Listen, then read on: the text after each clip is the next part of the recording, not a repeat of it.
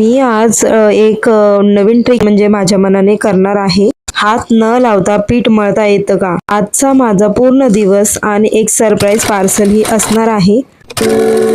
नमस्कार मंडळी, मी राजश्री, तुमचं स्वागत आहे माझ्या चॅनलवर। आज सकाळची सुरुवात नेहमीसारखी झाली आहे, तर चला स्टार्ट करते।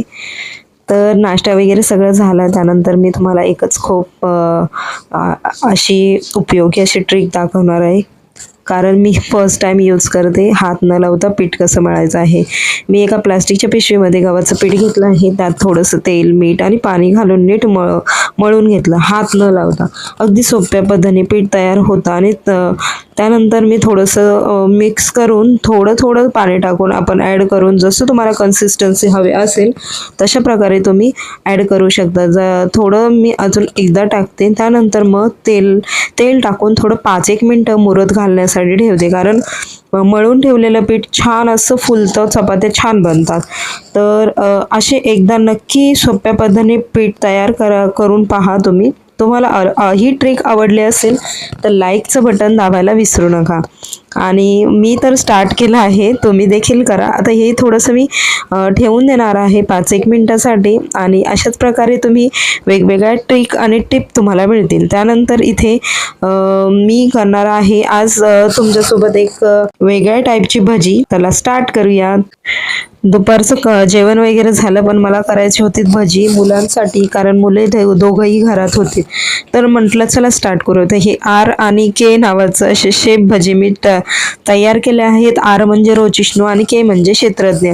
अशा प्रकारे मी भजी केलेत आणि बघू त्यांची रिॲक्शन्स कशी मिळतात ते आपण पाहणार आहोत। त्यानंतर इथे ना मला असं वाटत होतं की के जरा बरोबर नाही आला, कारण तो जरा त्याचा शेपच तसा होता। कारण मुले असं वेगळं असं अट्रॅक्टिव्ह दिसलं तर खूप खुश होतात आणि खातात। आणि कोणत्याही गोष्टी, मी असं नाही की हे ऑइलीच असेल किंवा काय, एखाद वेळेस असं चालतं, बाहेरचं पिझ्झा बर्गर खाण्यापेक्षा तर बरंच आहे ना। तर अशा प्रकारे मी ट्राय करत आहे कोणत्या टाईपचं। त्यानंतर मी बनवलं होतं वरण भात आणि भजी बनवणार आहे। त्यानंतर इथं म्हणजे नाही का भजी, मिरचीची भजी, दोडक्याची भजी बनवणार आहे। आणि असं म्हणजे चालूच असतं माझं काय ना काय वेगवेगळं करणं।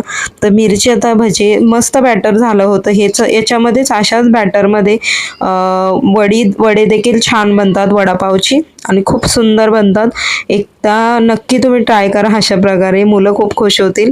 त्यानंतर हे भजी माझे झाले आहेत आणि आता मी सर्व करणार आहे, पण जेवण वगैरे करून घ्यायचंय। त्याआधी मी तो व्हिडिओ शूट केला नाही, पण मी तुमच्याशी रिॲक्शन दाखवूयात आपण। तर चला पाहूयात। भजी नाही, काय लिहिलंय त्याच्यावर? हा, आणि फ्रेंड्स आल्यामुळे त्याने काय रिॲक्शन्स दिली नाही, मुलांचं असंच असतं। जाऊ दे, चला आता मी बाकीची जेवण बनवून घेते, त्याआधी पूजा करून घेते। सगळं झालं, आता पूजा वगैरे झाली आहे आणि मस्त असं डेकोरेशन तर नाही म्हणता येणार, पण मस्त असं वाटतं। पूजा वगैरे झाली ना, खूप छान वाटतं। त्यांचे पप्पा जेवण करण्यासाठी घरी आले होते, तर आता ते जाणार आहेत म्हणून मुले बाय करत होती। तेवढ्यात एक पार्सल रिसीव्ह झालं। रोजिष्णू ओपन करायला ट्राय करत होता, पण त्याला जमलं नाही, मग मीच ओपन केलं। काय पार्सल आहे ते मी तुम्हाला पुढे दाखवेनच।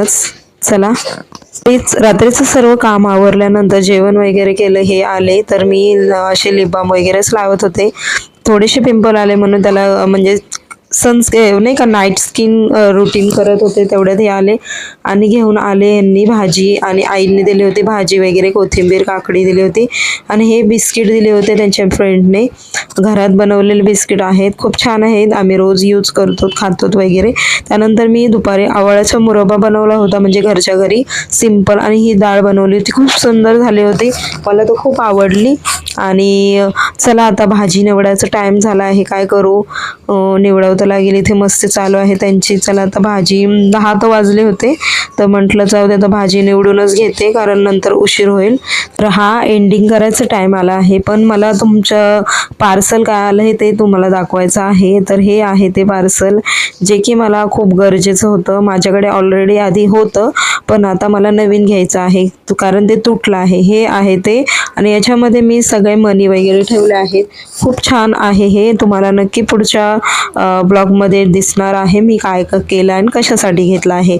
तर चला, हा ब्लॉग इथपर्यंतच होता. तुम्हाला आवडला असेल अशी आशा करते. लाईक करायला विसरू नका, शेअर करायला विसरू नका. Thank you so much. बाय.